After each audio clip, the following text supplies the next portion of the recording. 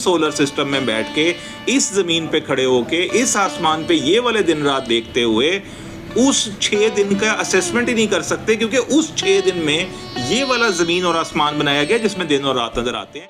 Every time जब आप calculator मारेंगे, इसमें कैलकुलेशंस करेंगे, आप एम्पेरिकल डाटा लाएंगे, यू विल बी रॉन्ग। आप एक बैलून में बैठे हुए हैं और उस बैलून के अंदर बैठ के ये असेस कर रहे हैं कि बाहर के अंदर दिन और रात कैसे। एथिस्ट उस स्कीम को तो समझते नहीं, तो उस स्कीम के ऊपर मानना चाहते हैं ना उसको समझना चाहते हैं। लेकिन मसला ये है कि सवाल हमारी स्कीम के ऊपर ही उठा देते हैं। अगर आप हमारी स्कीम समझना चाहते हैं, अगर हमारा कुरान समझना चाहते हैं, तो आप हमारी स्कीम को अंडरस्टैंड करके समझ सकते हैं ना। कोई जानवर काटें तो उसमें एक माया ब्लड की सूरत में निकलती है, उसका कंटेंट क्या होता है। आप सेल देखते हैं तो कहते हैं सेल का 80-90%, 70-80-90% जो हिस्सा है वो क्या है। फिर आप किसी नबातात के अंदर चलता हुआ पूरे का पूरा सिस्टम देखते हैं जिससे फोटोसिंथेसिस हो रहा है, तो आपको नबातात के इधर जो बेस लाइन नज़र आ रही है हयात की, वो है पानी नज़र आ रही है। लिविंग बींग्स में एक नबातात नज़र आ रही है, उसमें पानी है। एक आपको हैवान नज़र आ रहा है, जानवर, उसमें पानी है। तीसरा आपको इंसान नज़र आ रहा है, उसमें पानी है। ज़मीन के अंदर पानी है, बादल से पानी है। और आसमान के बारे में हम तो नहीं कहते, लेकिन आप यही कहते हैं ये भी गैसेज हैं। तो गैसेस क्या होती हैं? गैसेस वो होती है जो माया भी बन सके और ठोस भी हो सके, जो सॉलिड लिक्विड गैस में कन्वर्ट हो सके। तो उसकी कन्वर्टेबिलिटी आसमान को भी क्या कर देगी? पानी। अगर इस सब को पानी कर दिया जाए तो इसका कोई मालिक होगा तो उसका तख्त कहाँ पे होगा, उसका अर्श कहाँ पर होगा?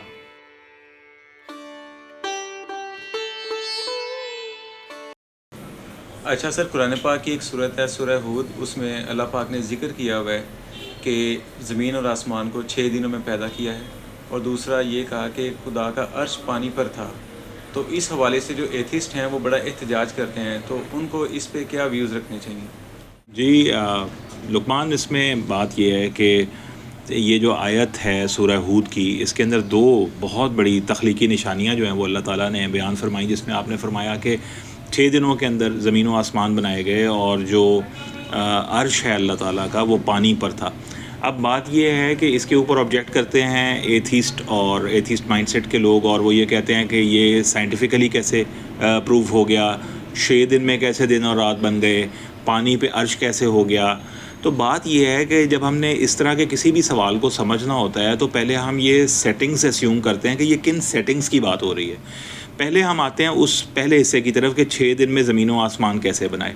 अब देखें, ये हम तो जो लोग मानने वाले हैं, बिलीवर्स हैं, वो ये मानते हैं कि ये अल्लाह ने अपनी शान के मुताबिक बनाए, कि जैसे उसकी शान है वो 6 दिन क्या, वो 2 दिन में भी बना सकता था, वो 8 दिन में भी बना सकता था, वो 1 लम्हे में भी बना सकता था, ये अल्लाह जानता है। लेकिन अगर आप इन 6 दिनों को मान लें कि जो अल्लाह फरमा रहे हैं कि हमने 6 दिन में ज़मीन व आसमान जो हैं वो बनाए हैं, तो एक बड़ी गौरतलब बात है कि दिन क्या चीज़ है, ज़मीन क्या चीज़ है और आसमान क्या चीज़ है। दिन जो है वो हमें नज़र आता है, जिसको हम कहते हैं इट्स अ डे लाइट, दिन है ये।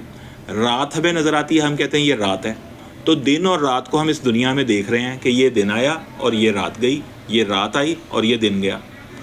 अब बात यह है कि अगर तो इस दिन और रात का ताल्लुक़ इस आसमान और ज़मीन के साथ है, यानी इस ज़मीन पे खड़े होकर हम इस आसमान पे दिन भी देख रहे हैं और रात भी देख रहे हैं, वहाँ कहा जा रहा है मैंने 6 दिन में ज़मीन व आसमान बनाए।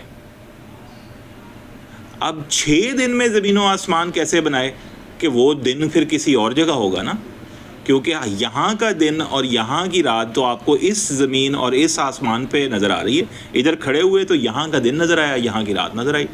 वो दिन जिसकी बात हो रही है उसके अंदर ये वो ज़मीन व आसमान बने जिसमें आपको आज का दिन और रात नज़र आता है। अब मसला ये है कि हम यहाँ बैठ के ना कैलकुलेटर मारना शुरू कर देते हैं and we start our calculations के इस दिन और रात के हिसाब से बात हो रही है।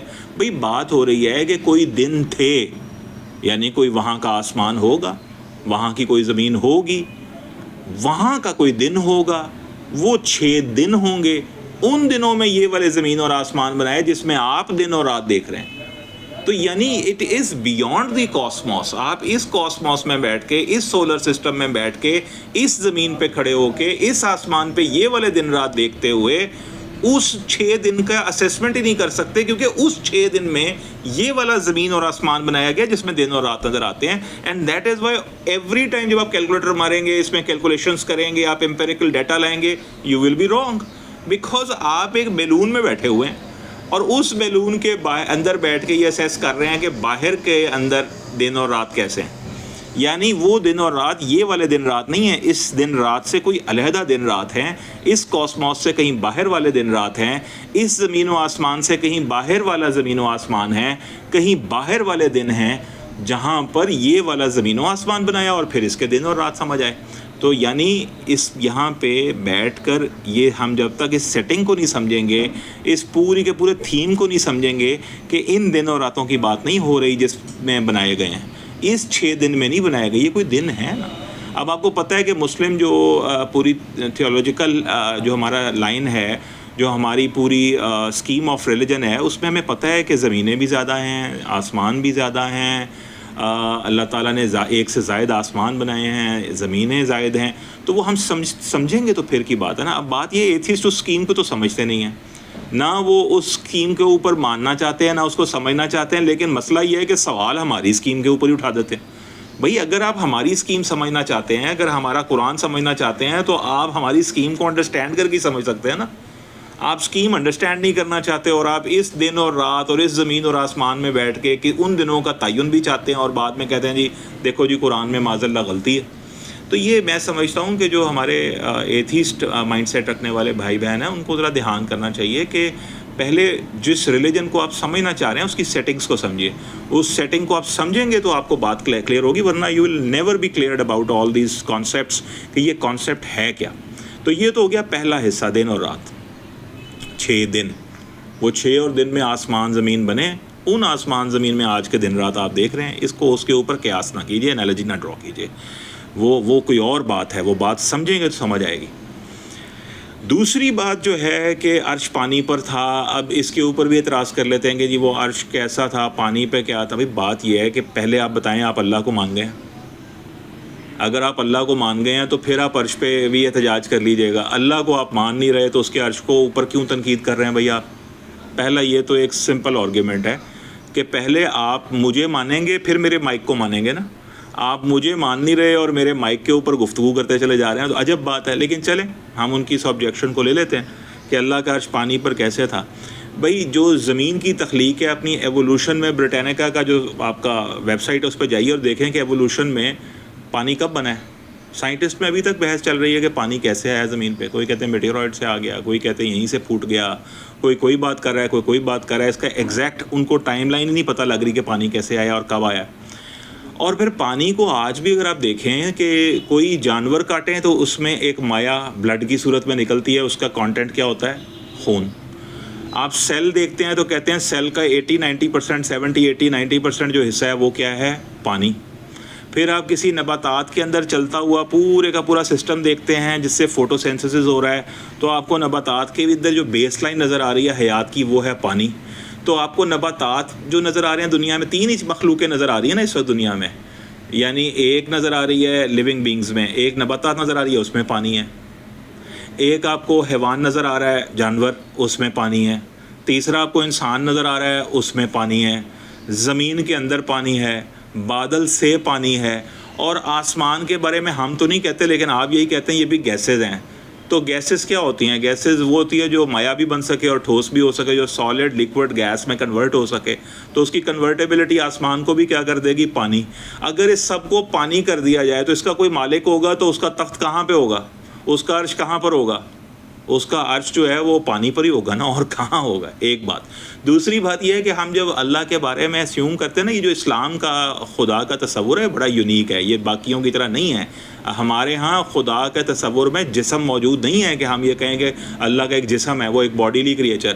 وہ کریچر نہیں ہے معاذ اللہ, وہ کریٹ کر رہا ہے نا, وہ کریچر تو نہیں ہے. تو آپ ایک باڈیلی کریچر کے طور پہ تو نہیں کسی چیز کو سوچ سکتے جس کا تعلق ہی کریٹر کے ساتھ ہو. تو آپ کو عرش بھی ایک تختے کی طرح لگے گا. آپ کے جس ہر چیز ہوتی ہے نا کوگنیٹیو ایبلٹیز میں ہمارے, ہم فوراً اسیوم کرتے ہیں اپنی عقل کے مطابق. ہم جب عرش کو اسیوم کرتے ہیں تو آپ سب اپنے آپ سے سوال پوچھیں جو ویڈیو دیکھ رہے ہیں, آپ کو لگے گا کہ جیسے ایک تختہ سا ہوگا, ایک تخت سا ہوگا. اب وہ تخت کتنا ہوگا, اتنا بڑا ہوگا, اتنا بڑا ہوگا, اتنا بڑا ہوگا. آپ چونکہ آپ نے جسم اسیوم کیا ہوا نا, تو آپ کو اس کی لینتھ اور بریتھ اور ہائٹ بڑھانی پڑ رہی ہے. حالانکہ اللہ کا چونکہ جسم ہم مانتے ہی نہیں ہیں کہ اللہ کا جسم ہماری طرح کا کوئی جسم ہے. اللہ ہر وقت ساتھ ہوتا ہے مخلوق کے. اب وہ ہر عرش جو ہے نا وہ ہاریزونٹل پڑا ہوا ہے یا ورٹیکل ہے, ہمیں کیا معلوم ہو. کیا وہ ڈائمینشنز میں ہے, ڈائمینشن سے باہر ہے, ہمیں کیا معلوم ہو. بس یہ معلوم ہو گیا کہ جہاں جہاں تخلیق ہے وہاں وہاں پانی ہے، اور جہاں جہاں پانی ہے وہاں تخلیق کا خالق ساتھ موجود ہے، اور سب سے ابتدا میں جو چیزیں آئی ہیں وہ پانی ہی آیا ہے۔ تو آپ کا ایوولوشن کی تھیری آپ پڑھ لیں، اس میں آپ کہہ رہے ہیں جی ہمیں پتہ نہیں لگ رہا کب آ رہا ہے پانی دنیا کے اندر، نیچے سے آ رہا ہے، اوپر سے آ رہا ہے، میٹیورائٹ سے آ رہا ہے، زمین سے پھوٹ رہا ہے، یہ کتنے بلین، 4 بلین، برٹانیکا پہ جائیں آپ کو سارا وہ واٹر کا بتائیں گے کہ کیا، تو پڑھیں وہاں جا کے، آپ ساتھ دیکھیں کہ آپ کے پاس جو لیونگ بینگز ہیں، وہ نباتات ہیں، حیوانات ہیں، انسان ہیں، ان میں پانی دوڑ رہا ہے، وہ زمین ہے اس کے نیچے پانی ہے، بادل ہے تو اس میں پانی ہے، آسمان کو آپ کہتے ہیں گیس ہے تو گیس کنورٹیبل انٹو پانی ہے، تو اگر ساری تخلیق پانی ہے تو تخلیق کا تخلیق کار کیا ہوگا؟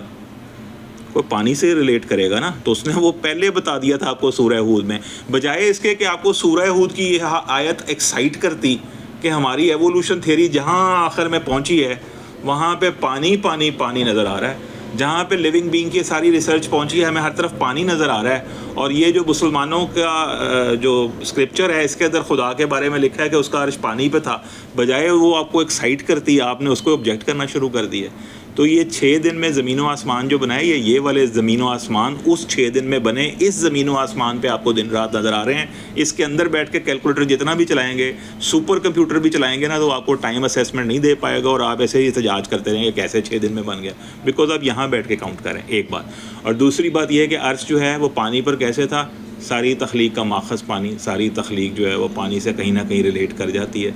آپ کو پتہ ہے حالتیں 3 ہیں مادے کی، ایک سالڈ ہے، ایک لیکوڈ ہے، اور ایک گیس ہے۔ تو جو لیکوڈ ہے اس کے حوالے سے کہہ دیا، نباتات میں بھی وہی چل رہا ہے، حیوانات میں بھی وہی چل رہا ہے، انسانوں میں بھی وہی چل رہا ہے، زمین کے نیچے بھی وہی چل رہا ہے، بادل میں بھی اور آسمان میں بھی، تو وہ پہلے بتا دیا تھا، بجائے اس کے کہ آپ کہتے ہیں it is so prophetic, it is so profound, it is so such a huge thing جو آپ کو بتائی جا رہی ہے، بجائے اس کے اس کو آپ ایک سمبلائز کرتے، اس کو ایک نشانی کے طور پہ لیتے، تو ایتھسٹ جو مائنڈ سیٹ رکھنے والے بھائی بہن ہیں وہ اس کے اوپر احتجاج کرتے ہیں۔ اس کو پیار سے دیکھنا چاہیے، سمجھنا چاہیے، اور اصل میں جو لوگ اس طرح کی الٹ پٹانگ باتیں پھیلا رہے ہوتے ہیں کچھ ایسے آج کل بھی ایتھسٹ کچھ لوگ یوٹیوبرز ہیں، وہ پاکستانی بیس سے بھی ہیں، اور وہ ایسی الٹی سیدھی اوٹ پٹانگ باتیں ہیں، کیونکہ انہوں نے قرآن شریف بچپن میں پڑھا تھا، وہ قرآن شریف کو بجائے سمجھنے کے لیے پڑھتے انہوں نے احتجاج کرنے کے لیے پڑھنا شروع کر دیا، تو اس طرح کی باتیں پھیلاتے ہیں۔ اس سے ڈر یہ ہوتا ہے کہ جو ینگسٹر ہیں جو بھی قرآن شریف کی طرف آ رہے ہیں، وہ کہیں بجائے پڑھنے کے پہلے ہی بند کر کے قرآن مجید کو احتجاج نہ کرنا شروع کر دیں۔